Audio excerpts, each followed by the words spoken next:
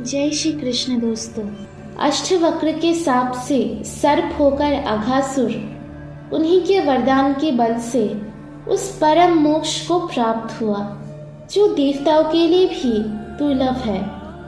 वत्सासुर, बकासुर और फिर अघासुर के मुख से श्री कृष्ण किसी तरह बच गए हैं और कुछ ही दिनों में उनके ऊपर ये सारे संकट आए हैं।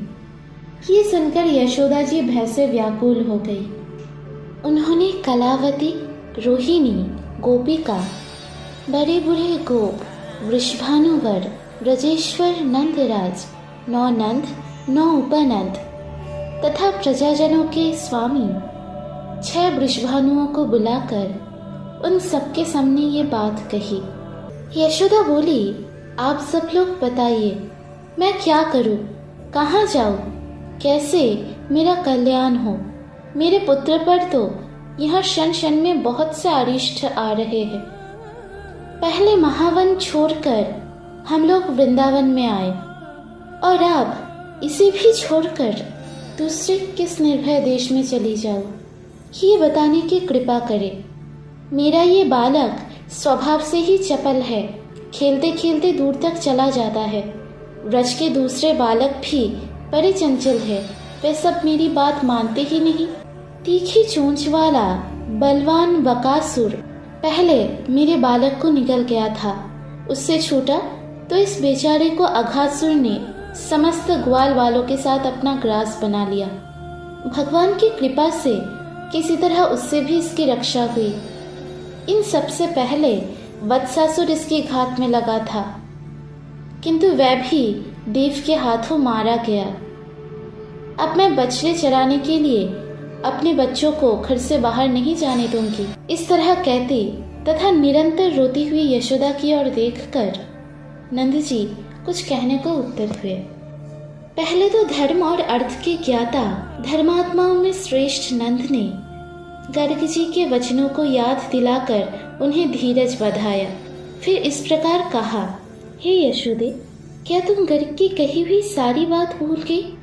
ब्राह्मणों की कही हुई बात सदा सत्य होती है, वह कभी असत्य नहीं होती। इसलिए समस्त अरिष्टों का निवारण करने के लिए तुम्हें दान करना चाहिए। दान से बढ़कर कल्याणकारी कृत्य ना तो पहले हुआ है और ना आगे होगा ही। नरेश्वर, तब यशोदा ने बलराम और श्री कृष्ण के मंगल के लिए ब्राह्मणों को बहुमूल्य नवरत्न और अपने अलंकार दिए। नंद जी ने उस समय 10,000 बैल, 1 लाख मनोहर गाय तथा 2 लाख भार अन्य दान दिए। अब गोपों की इच्छा से बलराम और श्री कृष्ण गोपालक हो गए। अपने गोपाल मित्रों के साथ गाय चराते हुए वे दोनों भाई वन में विचरण करने लगे। उस समय श्री कृष्ण और बलराम का सुंदर मुख निहारती हुई गाय उनके आगे पीछे और अगल बगल में विचरती रहती थी। उनके गले में शूद्र घंटियों की माला पहनाई गई थी।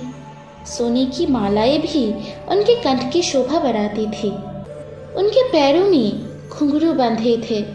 उनकी पूंछे के स्वच्छ बालों में लगे हुए मोरपंख और मोतियों के गुच्छे शोभा दे रहे थे।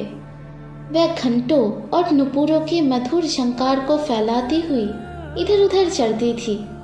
चमकाते हुए नूतन रत्नों की मालाओं के समूहों से उन समस्त गोपों की बड़ी शोभा होती थी। राजन, उन गायों के दोनों सींगों के बीच में सिर पर मणिमय अलंकार धारण कराए गए थे, जिनसे उनकी मनोहरता बढ़ गई थी। सुवर्ण रस्सियों की प्रभा से उनके सिंह तथा पार्श्व प्रवेष्ठन, पीठ पर की झूल चमकते रहते थे। कुछ गायों के भाल में किंचित रक्त वर्ण की तिलक लगे थे।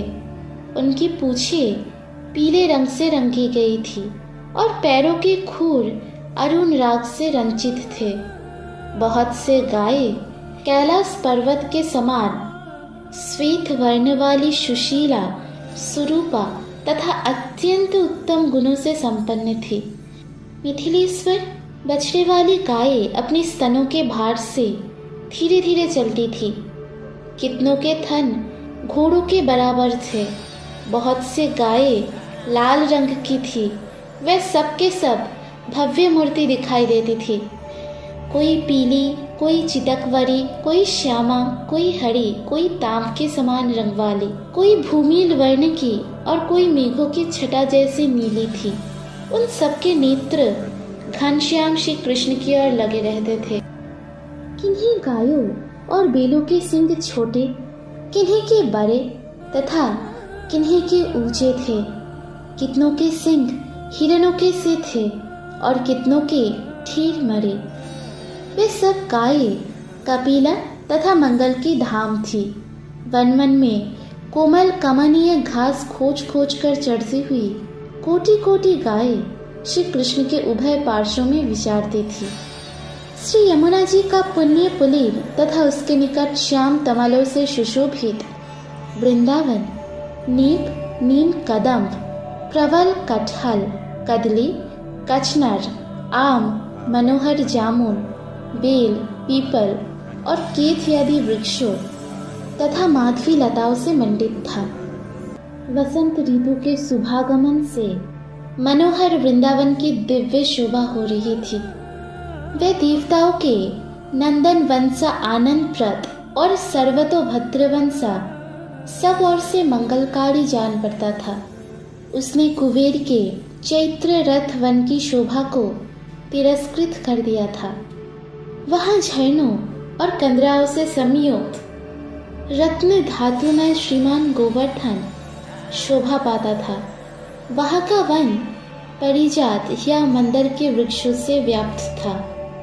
वे चंदन, बैर, कदली, देवदार, बरगद, पलाश, पाकर, अशोक, अरिष्ठ अर्थात रीठा, अर्जुन, कदम्ब, परिजात, पटल तथा चंपा के वृक्षों से सुशोभित था। श्याम वर्ण वाले इंद्रयाव नामक वृक्षों से घिरा हुआ वह वन करंज जल से विलासित कुंजों से संपन्न था। वहां मधुर कंठ वाले नरकोकिल और मयूर कलरव कर रहे थे।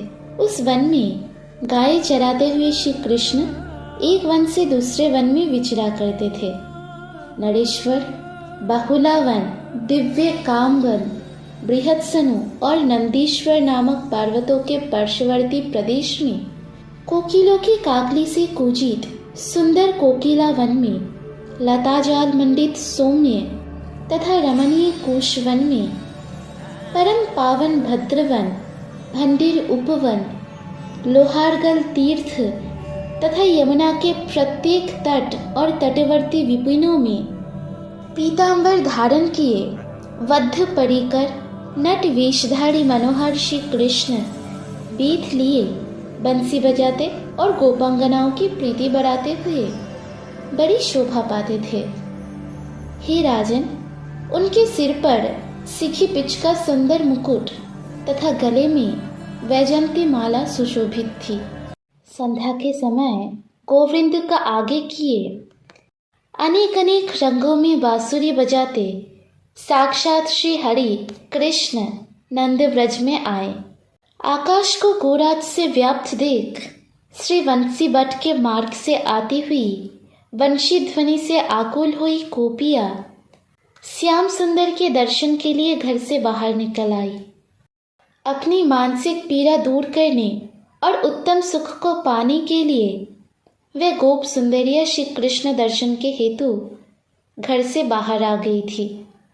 उनमें श्री कृष्ण को भुला देने की शक्ति नहीं थी।